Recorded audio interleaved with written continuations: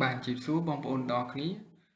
ដូចបងប្អូនបានជួបគ្នានៅវីដេអូមុនអំពីការប្រើប្រាស់រូបមន្តមួយចំនួននៅក្នុង Excel ដើម្បីរាប់ទិន្នន័យទាំងឡាយណាដែលមានទិន្នន័យជាអក្សរពីមុនខ្ញុំបានចែករំលែកបងប្អូនអំពីការប្រើប្រាស់រូបមន្ត count if ដើម្បីរាប់ទិន្នន័យជាអក្សរដែលមានមួយលក្ខខណ្ឌហើយសម្រាប់វីដេអូនេះខ្ញុំនឹងចែករំលែកទៅកាន់បងប្អូនអំពីការប្រើប្រាស់រូបមន្ត count if មាន f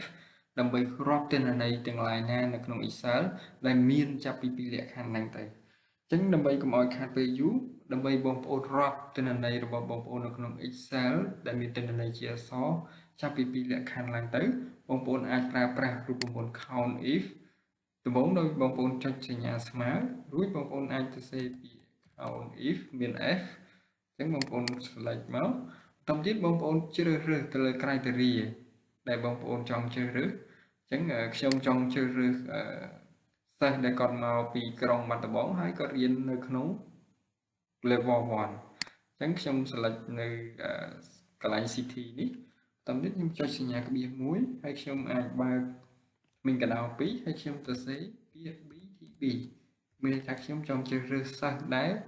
មកពីខេត្តក្រុងបាត់ដំបងទីបន្តទៀតខ្ញុំអាចចុចសញ្ញាក្បៀស1បន្តទៀតយើងនឹងដាក់ criteria ទៅលើលក្ខខណ្ឌដែលយើងចង់រាប់តើគាត់មកពីណាហើយខ្ញុំចង់រាប់អំពីលក្ខខណ្ឌដែលគាត់ criteria ដែលគាត់រៀន level 1អញ្ចឹងខ្ញុំអាច select នៅក្នុងជួរ level 1បន្តទៀតខ្ញុំចុចសញ្ញាក្បៀស1ហើយខ្ញុំបើកទ្វីងកដោ2ហើយខ្ញុំទៅសេលេខ1ហើយខ្ញុំបិទទ្វីងកដោ2វិញរួចបិទវិញបញ្ចុចឯកសារបងប្អូនឃើញកន្លែងនេះ LO02 ប៉ុន្តែតាមពិតទៅដោយសារខ្ញុំកំណត់នៅក្នុង custom អញ្ចឹងតាមពិតទៅខ្ញុំគ្រាន់តែទ្វាយលេខ1វានឹងចេញ LO02 តែម្ដងអញ្ចឹងនៅដែរនៅពេលដែលខ្ញុំប្រើរូបមន្ត count if មាន s នេះដើម្បីរាប់ទិន្នន័យខ្ញុំគ្រាន់តែសរសេរលេខ1ជាការស្រេចអញ្ចឹងយើងអាចចាំមើលថាតើសិស្សដែលគាត់មកពីក្រុងបាត់ដំបងហើយគាត់កំពុងតែសិក្សានៅក្នុង level 1តើមានចំនួនប្រមាណអញ្ចឹងខ្ញុំអាច enter ទៅលើ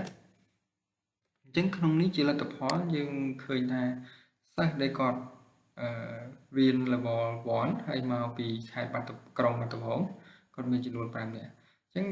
បងប្អូនដើម្បីផ្ទៀងផ្ទាត់ថាតើរូបមន្តនេះត្រឹមត្រូវឬក៏ខុសយើងអាចទៅមើលថាតើឈ្មោះឡាំស្រីមីគាត់មកពីខេត្តបាត់ដំបងហើយគាត់រៀន level 2អញ្ចឹងដើម្បីសាកល្បងមើលយើងនឹងកែទិន្នន័យគាត់ដាក់នៅក្នុង level 1វិញតើសម្រាប់ការប្រើប្រាស់រូបមន្ត count if មាន f របស់យើងតើអាចរាប់ទិន្នន័យបានទេអញ្ចឹងយើងដាក់ level 1អូខេដូចបងប្អូនឃើញថាយើងមាននៅពេលដែលយើងកែឈ្មោះឡាំស្រីមីនេះទៅជា level 1រូបមន្តរបស់យើងបានរាប់ថា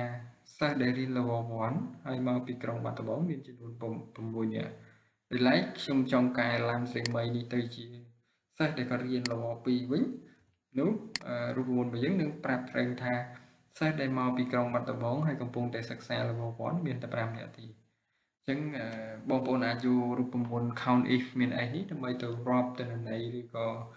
បង្កើនភាពងាយស្រួលក្នុងការប្រើប្រាស់ Excel របស់បងប្អូនដែលមានទិន្នន័យជាអក្សរហើយចាប់ពី2លក្ខខណ្ឌឡើងទៅអរគុណសម្រាប់ការទស្សនារបស់បងប្អូនហើយកុំភ្លេចជួយចែករំលែកហើយ share ឬក៏ subscribe YouTube ដែលខ្ញុំអាចវីដេអូនេះទៅកាន់បណ្ដាញសង្គមសម្រាប់ចែករំលែកទៅកាន់អ្នកដទៃទៀតអរគុណសម្រាប់ការទស្សនាវីដេអូមួយនេះ